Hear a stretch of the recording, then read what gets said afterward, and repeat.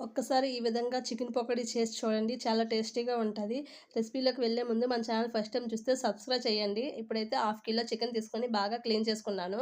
ఇందులోకి 1 table spoon అల్లం వెల్లుల్లి పేస్టు, 1 టేబుల్ స్పూన్ ధనియాల పొడి, 1 టేబుల్ స్పూన్ జీలకర్ర పొడి, half table spoon garam masala, 1 table spoon kebab పొడి యేసుకున్నాను. అలాగే కొద్దిగా పసుపు, రుచికి తగినంత కారం, రుచికి తగినంత సాల్టు, 1 టేబుల్ స్పూన్ అలాగే 2 టేబుల్ స్పూన్లు కార్న్ ఫ్లోర్ వేసేసి 1 టేబుల్ స్పూన్ ఆయిల్ వేసేసి బాగా కలుపుకోవాలి. ఈ విధంగా బాగా కలుపుకున్న తర్వాత ఇందులోకి ఒక నిమ్మకాయ చెక్కంతా పిండేసిన తర్వాత మొత్తం ఒకసారి బాగా కలిపేసి మూత పెట్టేసి 1 అవర్ ఫ్రిడ్జ్‌లో పెట్టాలి. 1 అవర్ ఫ్రిడ్జ్‌లో నుంచి తీసిన తర్వాత స్టవ్ ఆన్ చేసుకొని ప్యాన్ పెట్టుకొని డీప్ ఫ్రైకి ఆయిల్ వేయాలి. ఆయిల్ బాగా హీట్ అయిన తర్వాత చికెన్ అనేది ఒకసారి బాగా కలుపుకున్న తర్వాత ముక్కలనేది ఈ విధంగా వేసుకోవాలి. పీసెస్ అన్నీ వేసేసుకొని బాగా మధ్యలో కలుపుకుంటూ ఫ్రై అవ్వాలి. లైట్‌గా గోల్డ్ కలర్ వచ్చినంత వరకు ఫ్రై అవ్వాలి. ఈ విధంగా ఫ్రై అయిన తర్వాత సైడ్‌కి తీసుకున్నాను. వీడియోని మీరు కూడా నచ్చినట్లయితే ఒకసారి రెసిపీని ట్రై చేయండి. Bye friends.